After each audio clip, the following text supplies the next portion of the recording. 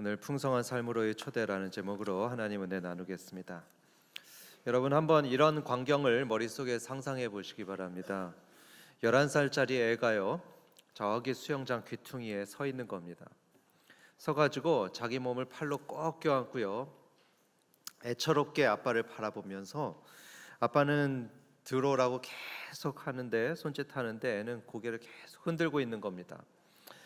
야, 점프해봐, 점프해. 아빠가 잡아줄 테니까 아빠 믿고 한번 들어와봐. 아무리 말해도 애는 고개를 흔들고 있습니다. 옆에서 오빠들은 마치 돌고래 마냥 첨벙첨벙 물속으로 뛰어들고요, 공놀이도 너무 재밌게 하면서 놀고 있습니다. 야, 괜찮아, 들어와봐. 아빠 믿고서 들어오면 돼. 같이 놀자. 너도 엄청 재밌을걸? 이렇게 아빠하고 오빠들은 딸에게 또 동생에게 물로 들어오라고 계속 초청합니다. 아빠를 믿고 점프하라고 계속 말했습니다. 그러자 아이는 주저주저 하다가 결국에 점프했습니다. 무서웠지만 그 아빠를 믿고서 풍덩 뛰어들었고요. 그러자 아빠는 약속대로 아이를 덥석 잡아주었습니다. 이때부터 아이에게는 신세계가 열리게 되었습니다.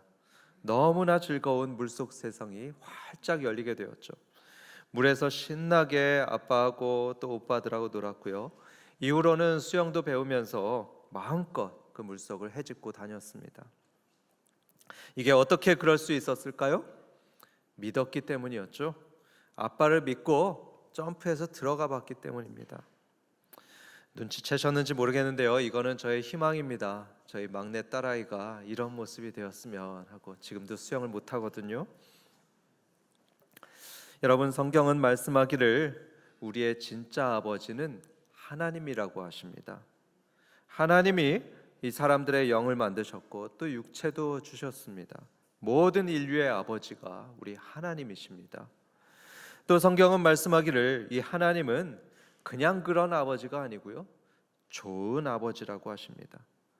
우리는 보이지 않고 느껴지지 않을지 모르지만 하나님이 우리를 너무나 사랑하신다고 성경은 말씀하십니다. 그래서 하나님은 우리를 풍성한 삶으로 인도하려고 하십니다. 우리를 사랑하시니까요. 사랑하니까 풍성한 삶으로 인도하시려고 합니다. 그러기 위해선 점프하라고 하십니다. 하나님 아버지를 믿고 그분께 점프해서, 그래서 그의 품에서 특별한 보호를 받고 특별한 사랑을 받는 풍성한 삶을 살기를 원하십니다. 그리고 마지막에는 천국에서 하나님의 나라를 상속받아서 영원토록 풍성한 삶을 누리라고 하나님은 우리를 초청하십니다. 이런 풍성한 삶은 어떤 사람이 누릴 수 있을까요? 믿음이 있는 사람이 누릴 수 있습니다.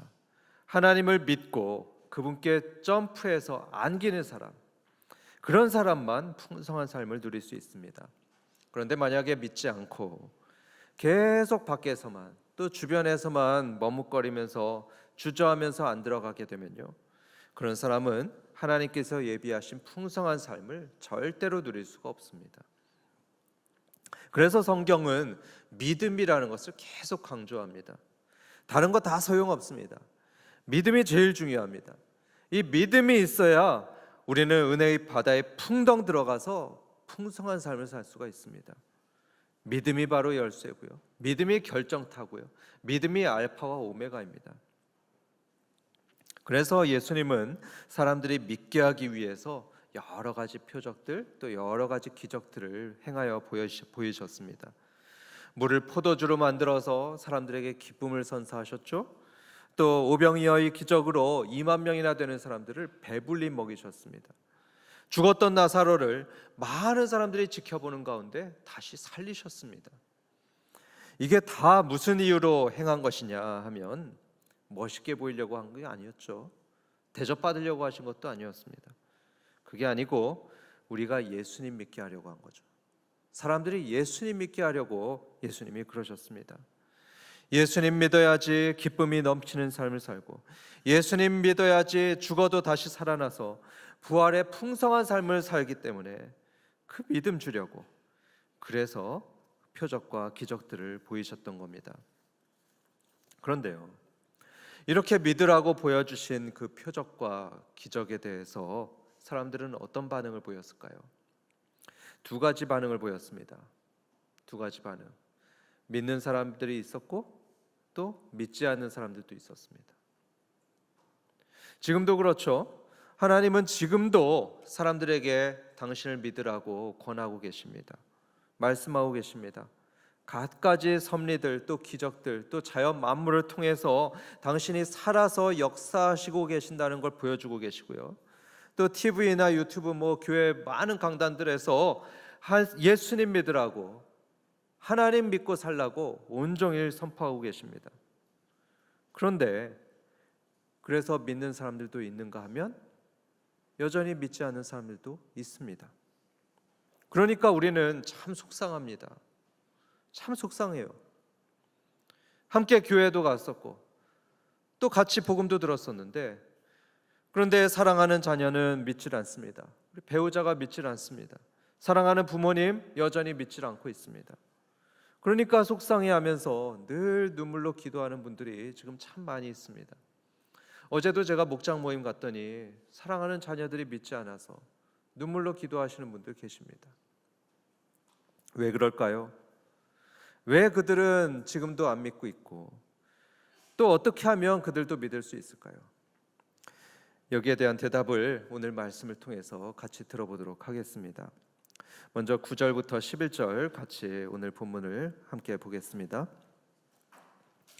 유대인의 큰 무리가 예수께서 여기 계신 줄을 알고 오니 이는 예수만 보기 위함이 아니요 죽은 자 가운데서 살리신 나사로도 보려 함이로라. 대제사장들이 나사로까지 죽이려고 모의하니 나사로 때문에 많은 유대인이 가서 예수를 믿음이로라. 이 말씀 보시면 예수님을 믿게 된 사람들이 어떻게 믿게 되었는지 그 한 가지 힌트를 보게 됩니다. 그 팁이 뭐냐면 이 사람들은 과연 그런가 이걸 확인을 했습니다. 과연 그런가 확인을 했죠. 예수님이 나사로를 부활시키셨다는데 그게 정말로 맞나 확인해 봤고요. 확인해 보니까 어땠죠? 그게 사실인 겁니다. 사실인 걸 확인했죠. 그러니까 사람들은 예수님을 믿었습니다.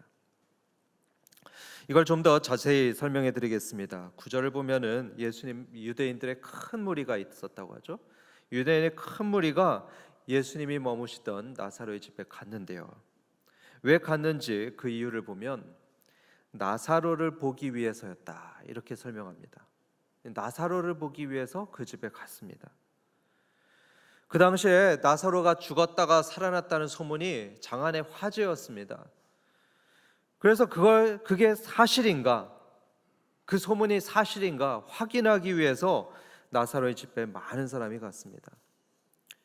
그래서 사람들은 그곳에 가서 다시 살아났던 그 나사로를 자기 눈으로 직접 확인했고요.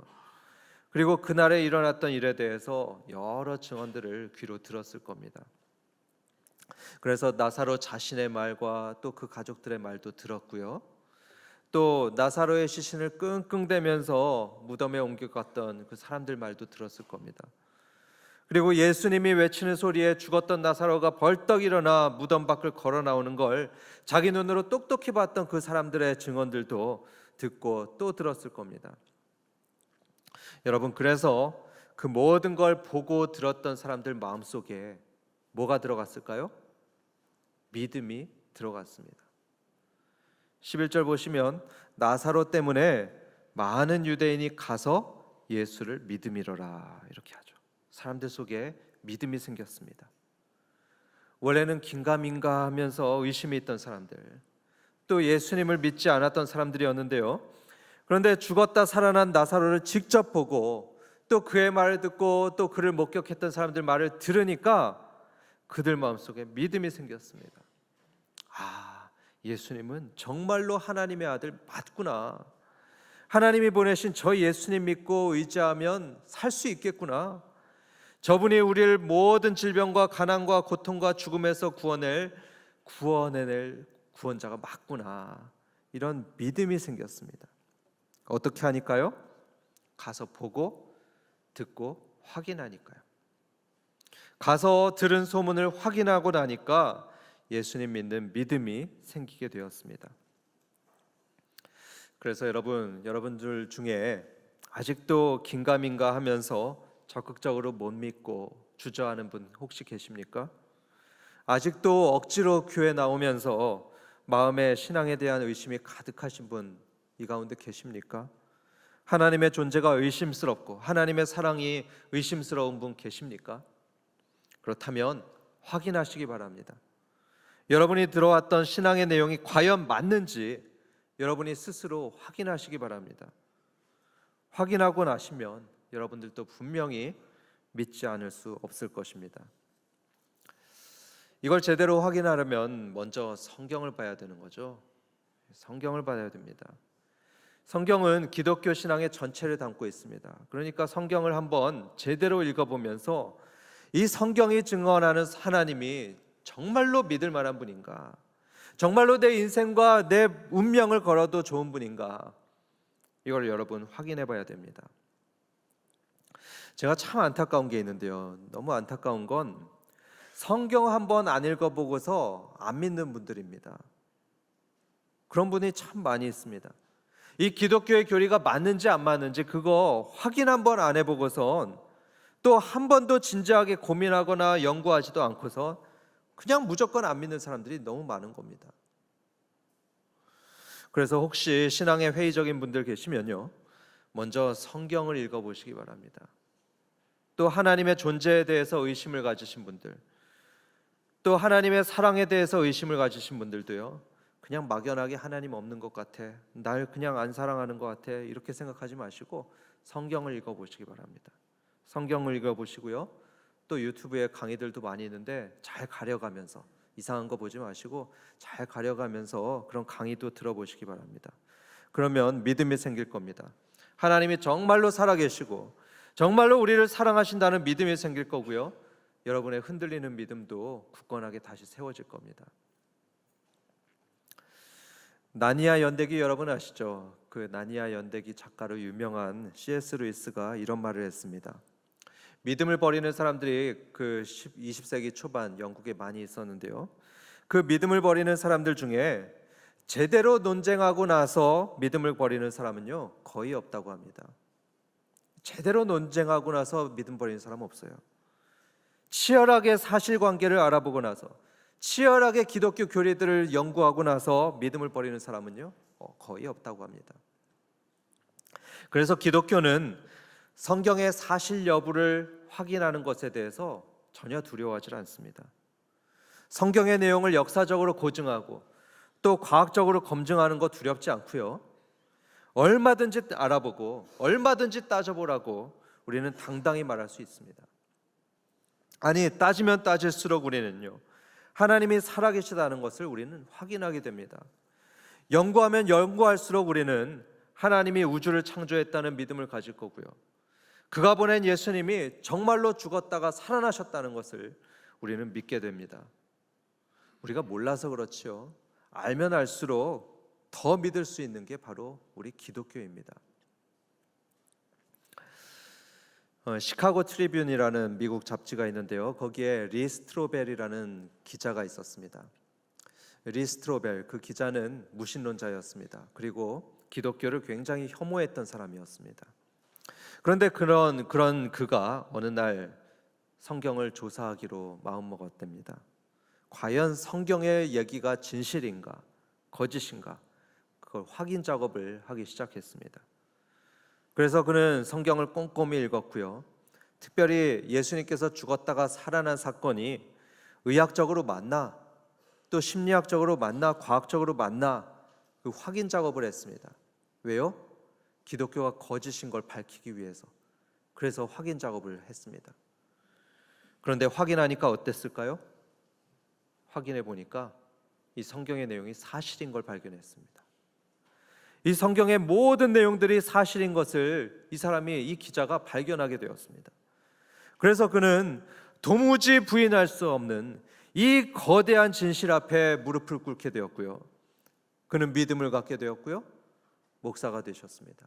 지금도 미국의 목사로 활동하고 계십니다. 그래서 성도들은 경건의 훈련이 필요합니다. 날마다 조금씩이라도 시간을 내셔서 말씀을 듣고 또 중요한 교리들을 공부해야 됩니다.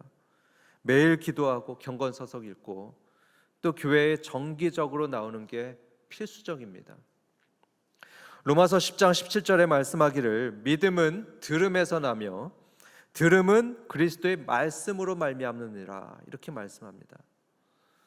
그렇기 때문에 자꾸 듣고 자꾸 배우는 그런 경건의 훈련을 해야지 우리의 믿음이 자라고요. 또 우리 자녀들 믿음이 자랄 수 있습니다. 여러분 또 목장 모임에도 나가야 됩니다. 목장에 안 가시는 분들 지금 마음에 좀 찔리시죠? 정말 나가시기 바랍니다.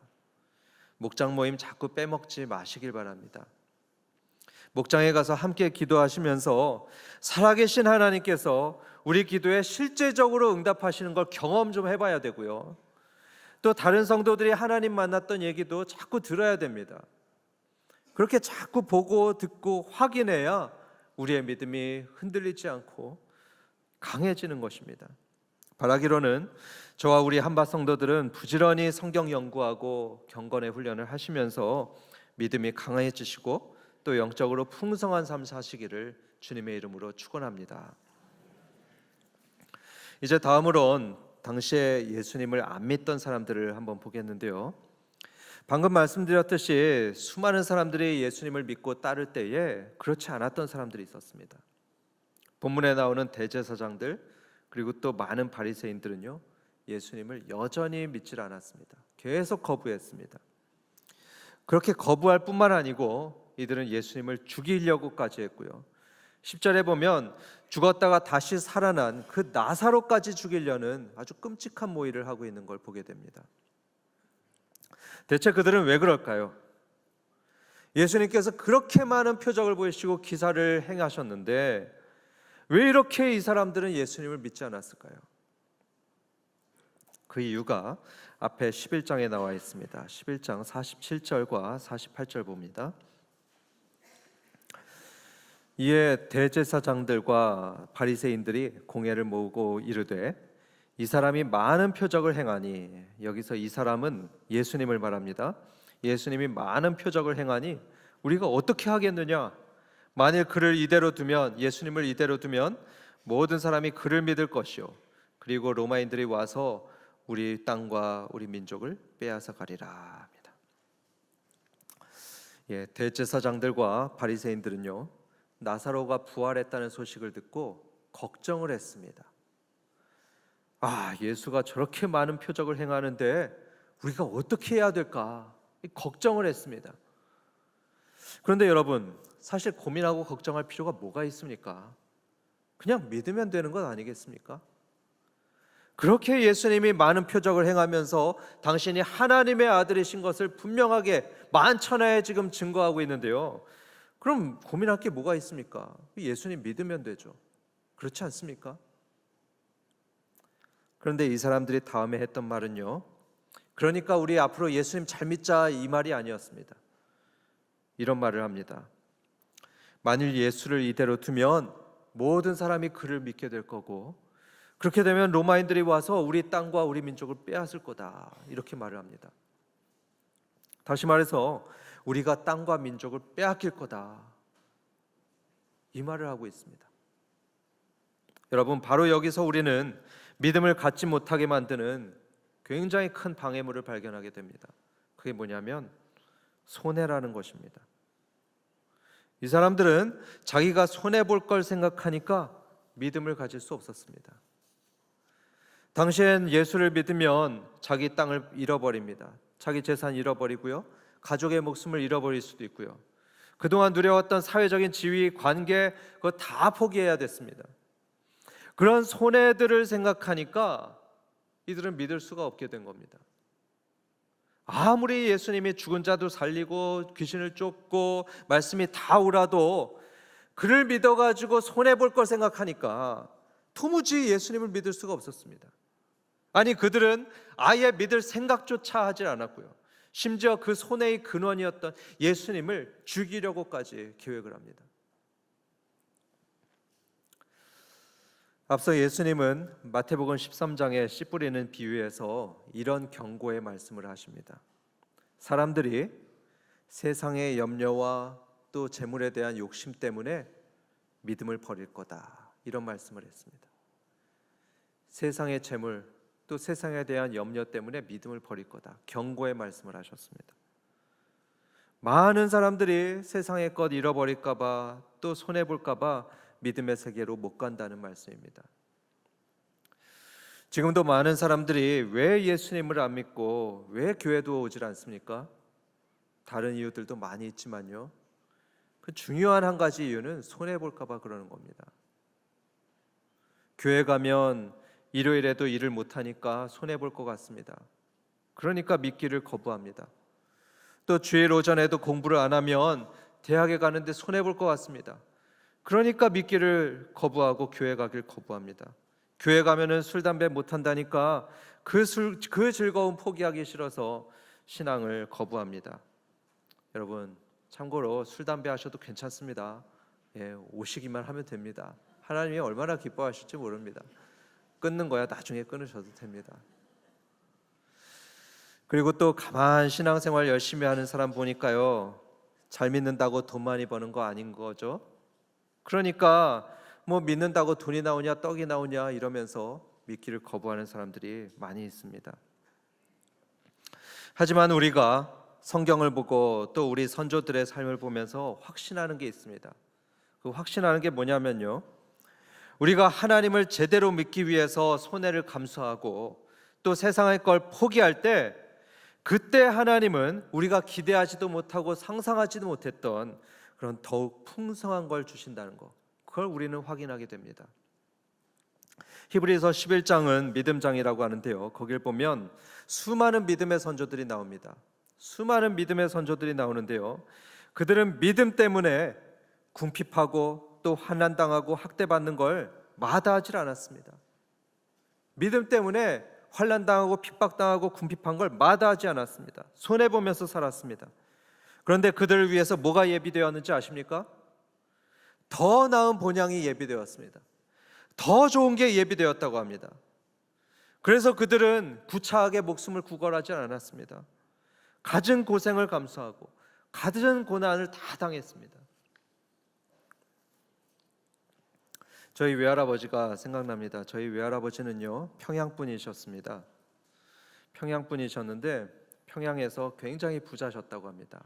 백화점을 크게 운영하셨다고 하더라고요. 그런데 6.25가 발생하니까 피난 오시느라고 그 큰 집들 그리고 또 많은 재산들 다 놔두고 와야 됐다고 했습니다.